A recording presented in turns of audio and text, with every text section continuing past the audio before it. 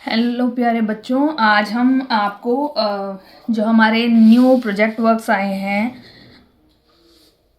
Winter break को लेके, क्योंकि आपके last periodic assessment hybrid mode पे क्लासेस चलने की वजह से नहीं हो पाए थे, तो आपके जो भी एग्ज़ाम में मार्क्स हैं वो आपके प्रोजेक्ट वर्क के हिसाब से लगेंगे। तो प्रोजेक्ट वर्क कुछ इस तरीके से है। मैं आपको 1 बाय 1 सारा प्रोजेक्ट वर्क समझा रही हूँ, आपको किस तरीके से इसे करना है, कैसे। तो आइए लेट्स स्टार्ट।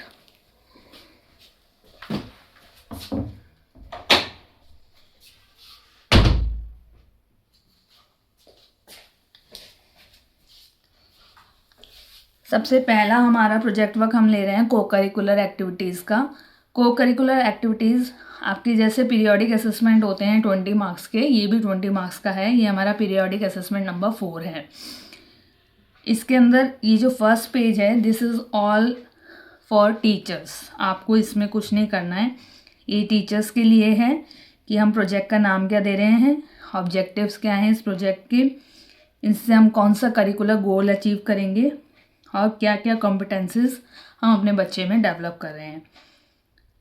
इस प्रोजेक्ट का नेम है फिंगर पपेट्स। फिंगर पपेट्स हमने अभी हाइब्रिड मोड में भी हमने किया था, आपको फिंगर पपेट्स बनाने सिखाए थे। इसका वीडियो ज्ञानोदय चैनल पे भी मिल जाएगा और मैंने अपने चैनल पे भी डाला है इसे।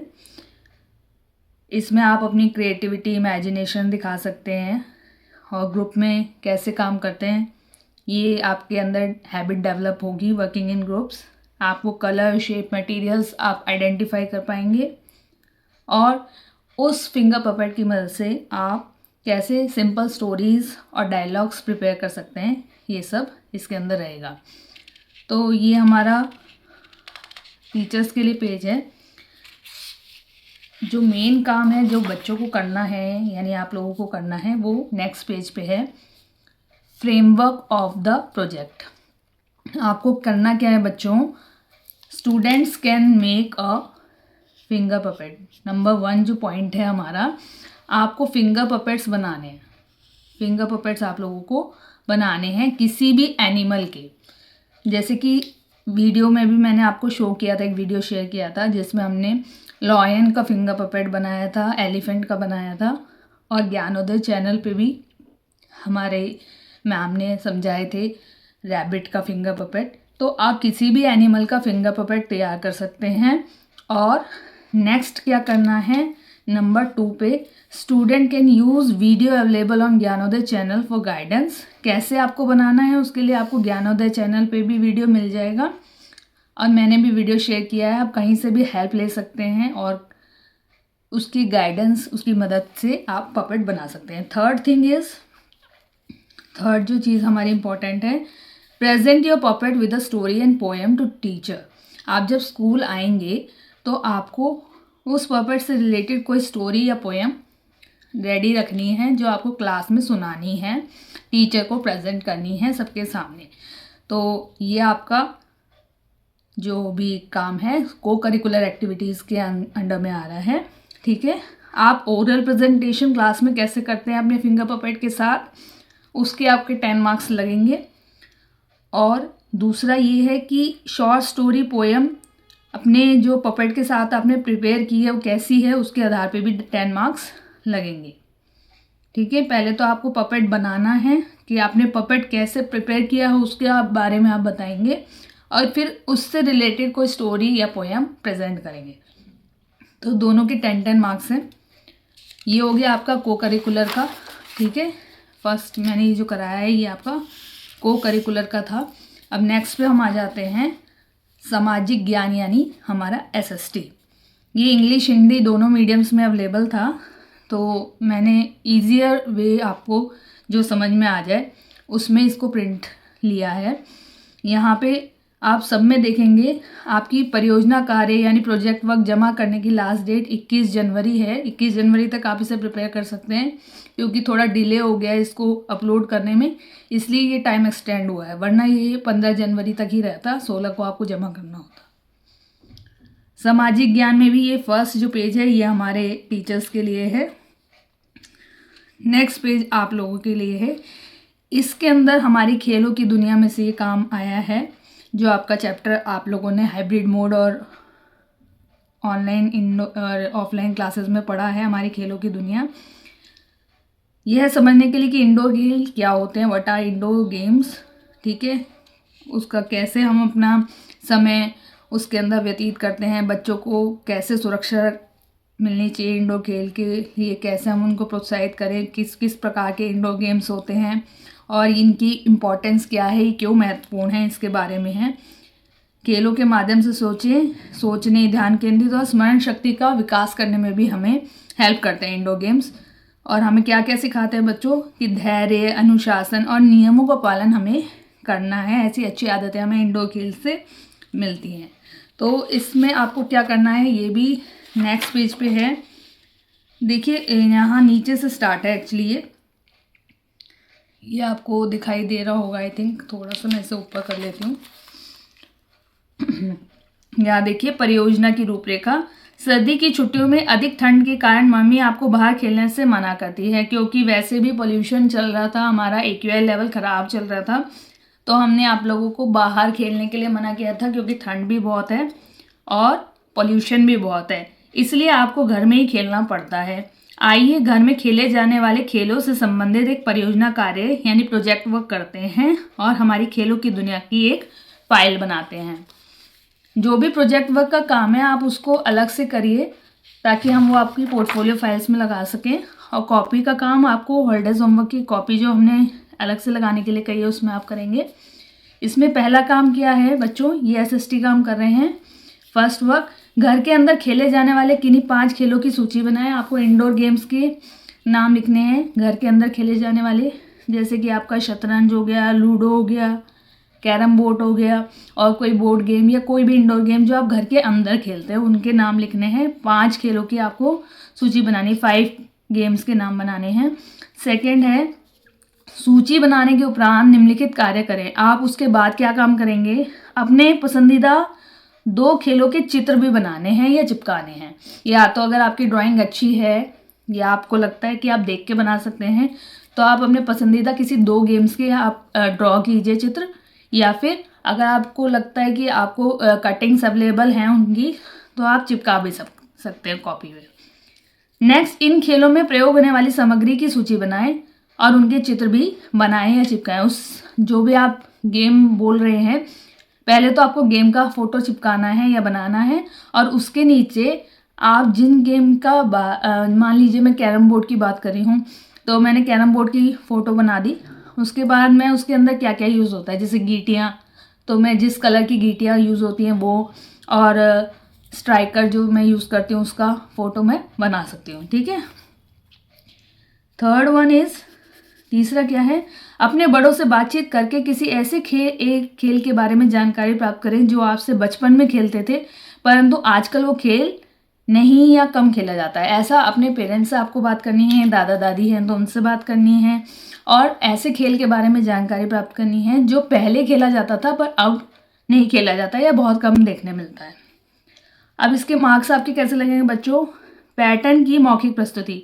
आपने जो भी बनाया, जो भी गेम्स आपने लिस्ट किए उसके बारे में आप बोल के बताएंगे।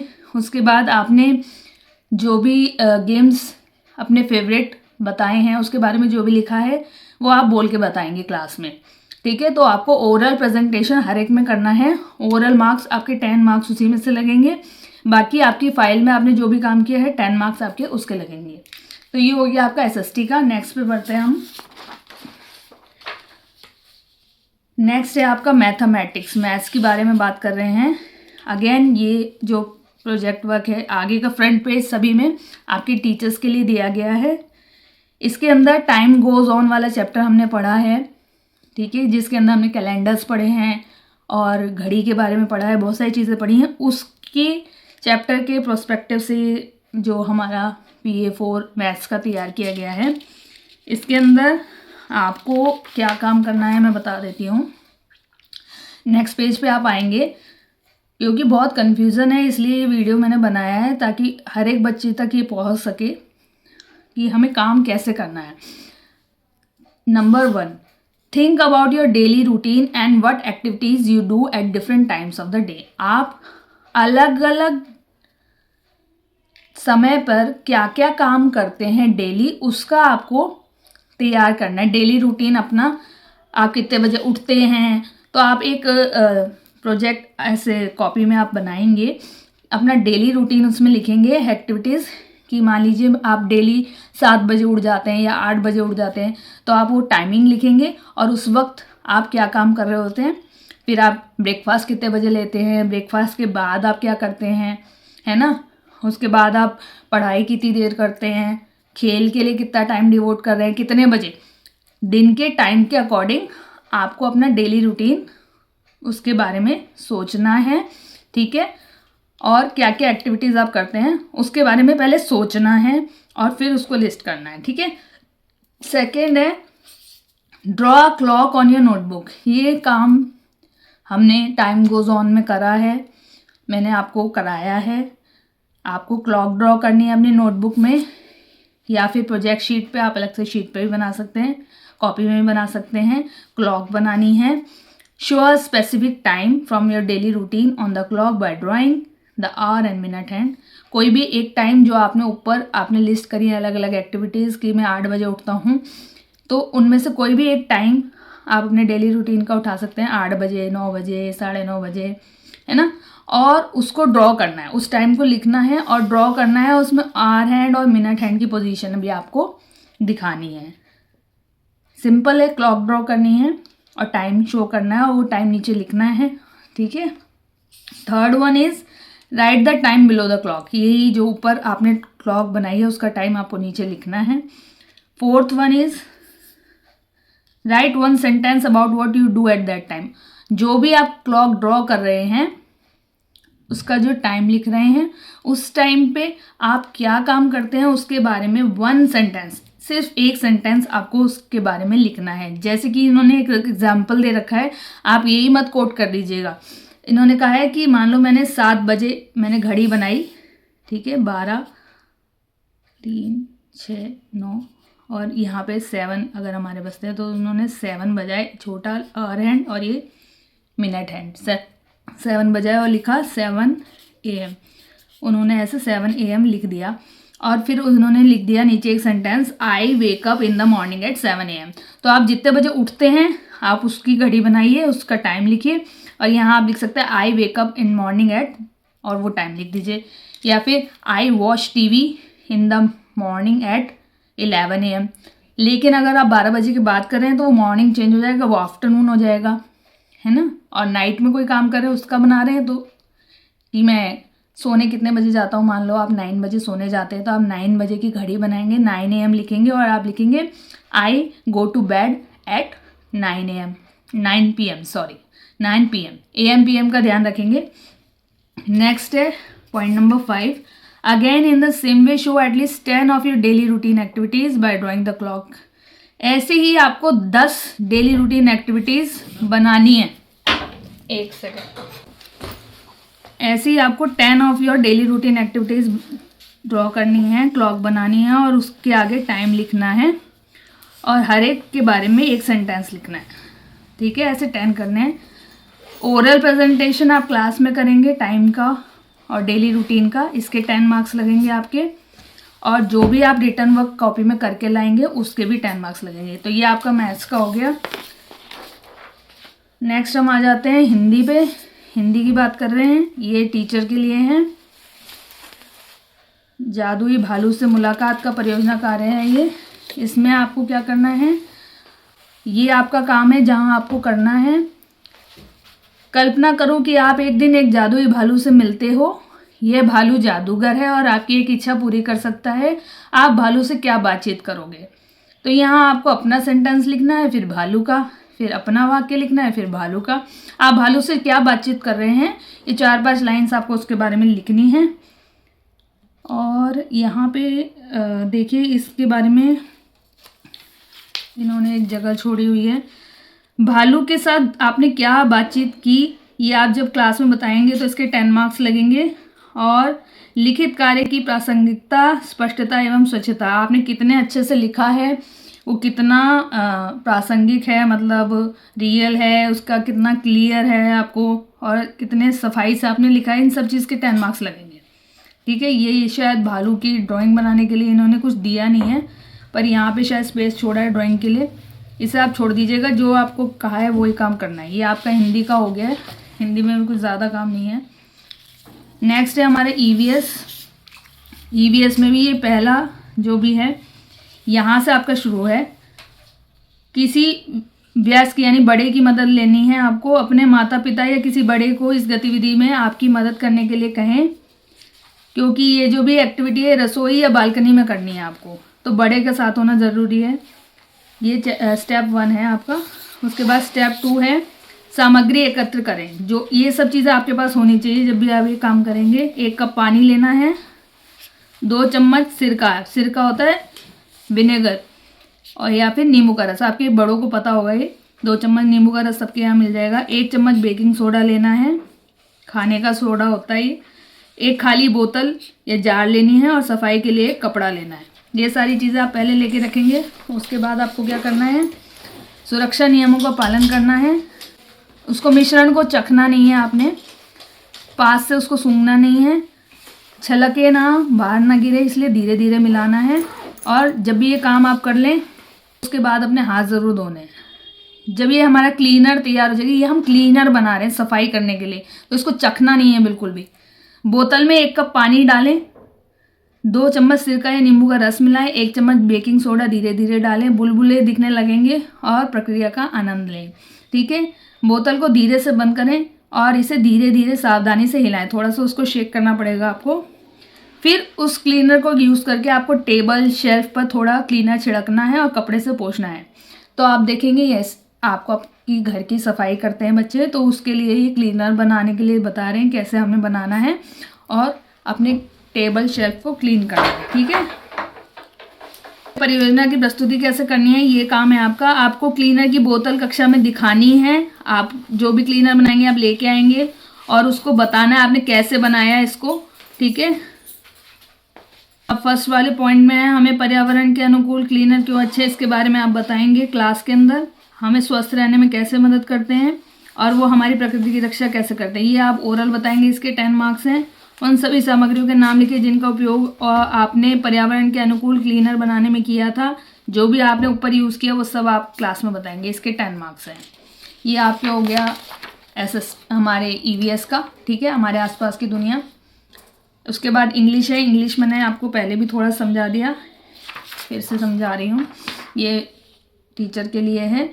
मेन आपको अपना चंद्रयान वाला चैप्टर पढ़ना है संतूर की बुक से। ठीक है। और चंद्रयान मिशन के बारे में आपको पूरा जानकारी होनी चाहिए। हमारी इंडिया ने स्पेस में क्या क्या अचीवमेंट किए हैं अब तक, इंडिया के स्पेस मिशंस पढ़ने हैं। साइंस एंड टेक्नोलॉजी का क्या इंपॉर्टेंस है वो पढ़ना है हमारी लाइफ में। ठीक है। और एक 3D मॉडल प्रिपेयर करना है चंद्रयान का या रॉकेट का। पेपर यूज़ कर सकते हैं, कलर और वेस्ट मटेरियल का भी आप यूज़ कर सकते हैं। Colour the drawing neatly. आप 3D मॉडल भी बना सकते हैं या ड्रॉ भी कर सकते हैं। अगर आप मॉडल नहीं बनाना चाह रहे हैं तो आपको उसको A4 शीट पे प्रेजेंट भी कर सकते हैं वेस्ट मटेरियल कलर शीट का यूज़ करके।